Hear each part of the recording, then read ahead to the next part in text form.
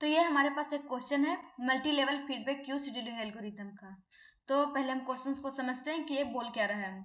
Consider a system which has a CPU bound process which require the burst time of 40 second. Okay, तो जो CPU burst time है वो है 40 second. The multi level feedback queue scheduling algorithm is used and queue time quantum 2 second. Okay, जो queue time quantum है वो है 2 second. Each level it is incremented by 5 seconds. तो यानी कि जो हमारा फर्स्ट क्यू होगा उसका जो टाइम क्वांटम है वो 2 सेकेंड है, एंड देन जो नेक्स्ट क्यू होगा उसका जो टाइम क्वांटम होगा वो इंक्रीज हो जाएगा 5 सेकेंड से, यानी कि वो हो जाएगा 7 second. and then how many times the process will be interrupted and on which queue the process will terminated the execution।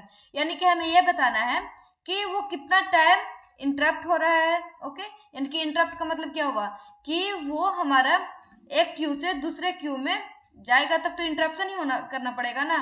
यानी कि जैसे मान लिया जाए कि क्यू 0 से वो क्यू 1 में जा रहा है, तो वहां पर इंटरप्ट हुआ तो एक इंटरप्ट हो जाएगा।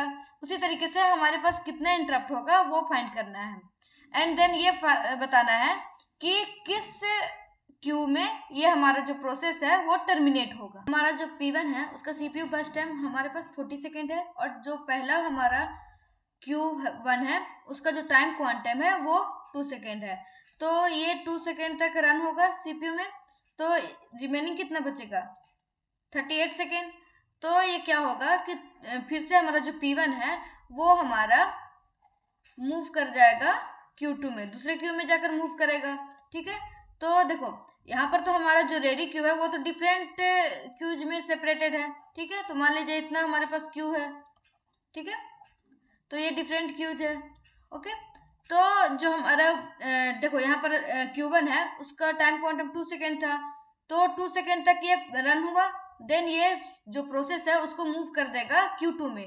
तो Q2 का जो टाइम क्वांटम है यहाँ पर क्या बोल रहा है कि जो हमारा लेवल है, देखो ये फर्स्ट लेवल था, ये सेकेंड लेवल है, तो जैसे ही लेवल मूव करेगा यानी कि दूसरे लेवल में जाएगा तो ये 5 सेकेंड से इंक्रीज हो जाएगा जो टाइम क्वांटम है। तो यहाँ पर 2 सेकेंड था तो ये यहाँ पर आ जाएगा 7 सेकेंड हो जाएगा। जो हमारा प्रोसेस है उसे CPU 7 सेकेंड तक मिलेगा, तो ये हमारा रन होगा, और देन हमारा जो रिमेनिंग बचेगा CPU बर्स्ट टाइम वो हो जाएगा 31 सेकेंड।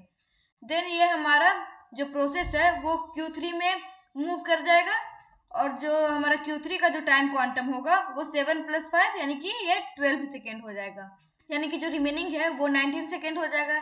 देन ये फिर से इंटरप्ट होकर ये फिर से हमारा Q4 में जाएगा, एंड देन Q4 का टाइम क्वांटम क्या होगा 12 + 5, ये हमारा हो जाएगा टाइम क्वांटम 17। देन ये 17 Q4 जो है उसे CPU मिलेगा 17 सेकेंड के लिए, तो 17 सेकेंड के बाद ये जो रिमेनिंग बचेगा वो 2 सेकेंड बचेगा। देन ये फिर से इंटरप्ट होकर हमारा Q5 में आ जाएगा। तो देखो अब Q5 का क्वांटम कितना होगा 17 + 5, ये हो जाएगा 22। ओके, तो 22 सेकेंड हो जाएगा, लेकिन इसका जो बस टाइम है वो है 2 सेकेंड, तो ये पूरा का पूरा यहाँ पर परफॉर्म हो जाएगा। तो देखो सबसे पहले Q1 में परफॉर्म हुआ 2 सेकेंड तक, देन इंटरप्ट हुआ, उसके बाद ये हमारा Q2 में परफॉर्म हुआ 7 सेकेंड तक, देन फिर से ये इंटरप्ट हुआ, देन हमारा ये Q3 में भेज दिया गया, देन Q3 में ये परफॉर्म हुआ 12 सेकेंड तक, देन फिर से ये इंटरप्ट हुआ, एंड देन इंटरप्ट होने के बाद इसे Q4 में भेज दिया गया। तो Q4 में ये जाने के बाद ये फिर से 17 सेकेंड तक रन हुआ, देन ये फिर से इंटरप्ट हुआ, और ये इंटरप्ट होने के बाद पूरा का पूरा, क्योंकि ये 2 सेकेंड था तो ये देखो यहाँ पर रिमेनिंग तो 2 ही सेकेंड था ना, और जो इसका टाइम क्वांटम था वो 22 सेकेंड था, यानी कि जो बस टाइम जो हमारा रिमेनिंग बचा है 2 सेकेंड उससे हमारा ज्यादा है टाइम क्वांटम, तो ये पूरा का पूरा परफॉर्म हो जाएगा। तो यहाँ पर हमारा जो प्रोसेस है वो टर्मिनेट हो जाएगा। तो देखो ये कितना टाइम हमारा इंटरप्ट हुआ 4, यानी कि ये जो टोटल इंटरप्शन हुआ वो 4 टाइम्स हुआ, एंड जो इसका देखो ये हमारा कौन से लेवल में ये टर्मिनेट हुआ है, 5th लेवल में टर्मिनेट हुआ है, ठीक है। तो ये हमारा जो टर्मिनेशन होगा यानी कि ये क्यू नंबर 5 में टर्मिनेट होगा। ओके, जो प्रोसेस है वो कितना टाइम तक हमारा इंटरप्ट होगा, तो ये हमारा 4 बार इंटरप्ट हुआ, और ये हमारा टर्मिनेट कहाँ पर होगा, तो ये Q5 में टर्मिनेट हो जाएगा। ओके, ये क्वेश्चन हमारा मल्टी लेवल फीडबैक क्यू का था। जो भी हमारा प्रोसेस है वो एक क्यू से दूसरे क्यू में मूव कर सकता है। मेनली क्या था कि जो पहला हमारा क्यू था उसका जो टाइम क्वांटम था वो 2 सेकेंड था। देन हमारा जो इस लेवल में वो 5 सेकेंड इंक्रीज हो रहा था। तो जो दूसरा लेवल पे क्यू था उसका 2 + 5 7 हो गया। देन जो तीसरा था उसका 7 + 5 देन 12 हो गया। देन हमारा जो फोर्थ था उसका हो गया 12 + 5 17, एंड देन फिफ्थ का था 17 + 5 22।